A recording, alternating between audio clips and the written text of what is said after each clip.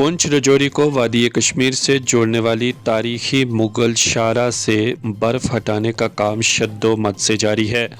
ضلع ترقیاتی کمشنر پونچھ کی سپرویژن میں پیر کی گلی تک سڑک سے برف ہٹانے کا سلسلہ جاری ہے اور متعلقہ محکمہ اپنی پوری کوششوں سے اس سڑک سے برف ہٹانے اور اسے ٹریفک کے قابل بنانے میں جٹا ہوا ہے۔ ضلع ترقیاتی کمشنر پونچھ محمد یاسین چودھری نے آج مغل سڑک کا دورہ کیا اور یہاں پر سڑک سے برف ہٹانے کے کام کا جائزہ لیا۔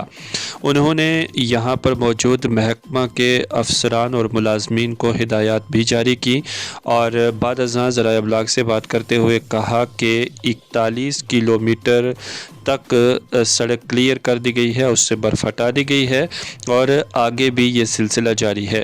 انہوں نے کہا کہ اگر موسم صاف رہا تو مارچ ماہ کے آخری ہفتے تک ہو سکتا ہے ہم اس سڑک کو ٹریفک کے لیے کھول دیں، لیکن کئی جگہوں پر بھاری برف باری ہے اور جسے ہٹانے کا کام محکمہ کی جانب سے بدستور چل رہا ہے۔ مزید تفصیلات ہماری اس رپورٹ میں۔